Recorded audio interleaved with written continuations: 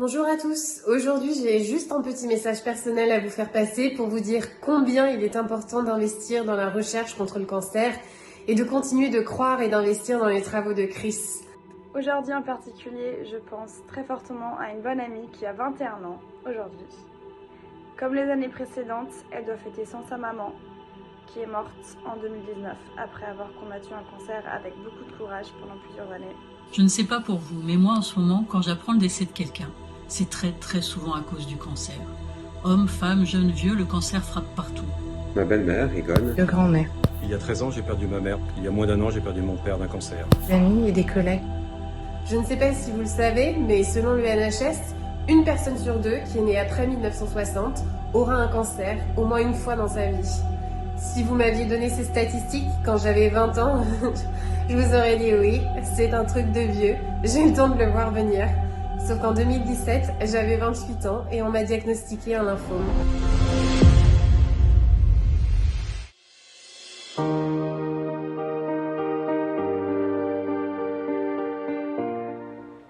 La Fondation Chris Cancer, depuis 11 ans et toujours aujourd'hui, est spécifiquement dédiée au projet de recherche contre le cancer, des subventions et des bourses universitaires pour soutenir des chercheurs d'excellence qui auront la capacité de générer une réelle différence dans la recherche contre le cancer pour notre futur.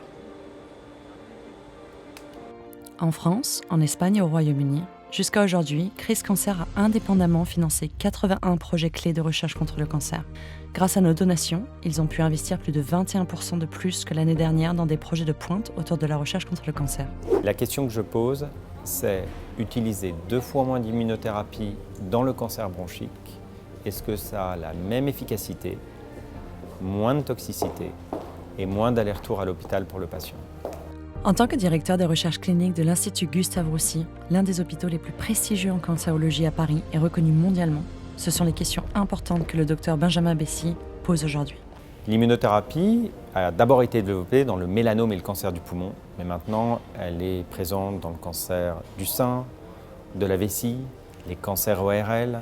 L'immunothérapie est un peu partout. Si l'on démontre dans le cancer du poumon qu'on peut utiliser 2 fois moins d'immunothérapie, cela veut dire que l'utilisation globale de l'immunothérapie pourrait être beaucoup plus simple et beaucoup moins chère.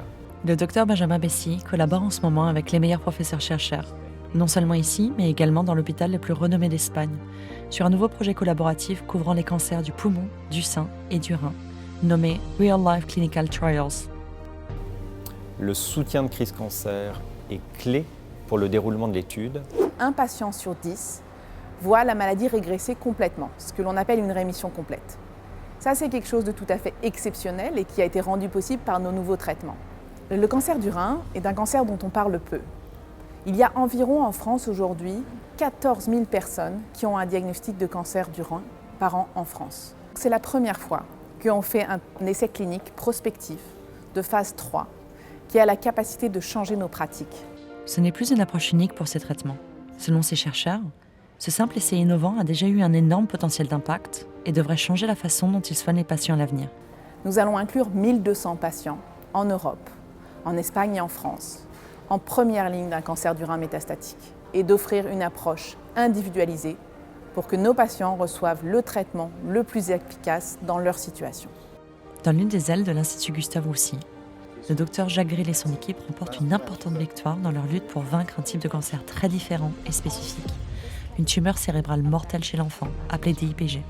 I see that there was an efficient knockdown of this gene which led to a decrease of the invasion on the 3D model that we used in our lab now. C'est un type de gliome qui tue 50 enfants en France chaque année, et 10 fois plus dans toute l'Europe. Cette situation, elle est inacceptable. Et depuis 15 ans que j'ai travaillé sur ça, c'est un papa qui m'a dit « Comment vous pouvez accepter de dire ça à des parents et de ne pas faire plus ?» C'est un travail incessant et courageux pour mieux comprendre cette maladie et proposer des essais thérapeutiques plus efficaces. Ce mois-ci, la nouvelle d'ampleur est que ce laboratoire va amorcer le plus grand essai européen qui a pour but de comparer 2 médicaments pour augmenter la survie des enfants. C'est un essai qui va nous permettre de faire des progrès importants à la fois dans la compréhension de la maladie et peut-être d'aboutir à la validation du premier traitement contre le DIPG. The Dr Grill, son équipe et Chris Cancer s'accordent sur le fait que ce sont nos jeunes chercheurs dotés de nos dernières technologies qui ouvrent la voie pour finalement vaincre le monstre qu'est le cancer. Tu sais, Wa, en fait, le soutien de Chris Cancer il est extrêmement important pour nous parce que ça nous permet de former la prochaine génération de chercheurs en oncologie pédiatrique. Le futur de la recherche sur ces tumeurs, c'est finalement vous. Et c'est quelque chose que Chris Cancer nous permet. Il y a quelques années, j'ai failli perdre ma sœur à cause du cancer. Mais grâce à la recherche, elle est toujours vivante. Je rejoins mon ami dans son enthousiasme par rapport aux recherches, aux progrès scientifiques qui sont faits sur la recherche du cancer. J'espère qu'un jour, grâce à la recherche, nous pourrons gagner cette bataille et dire que le cancer ne tue plus. Pour soutenir les malades actuellement atteints par le cancer et pour que le progrès ne cesse jamais, soutenons la recherche. Alors imaginez ce qu'on pourra faire d'autre dans 50 ans. Alors pour prendre bien soin de vous, pour prendre soin de vos proches, pour prendre soin de vos enfants, investissez dans la recherche. C'est le moment ou jamais et il n'y a même pas à hésiter.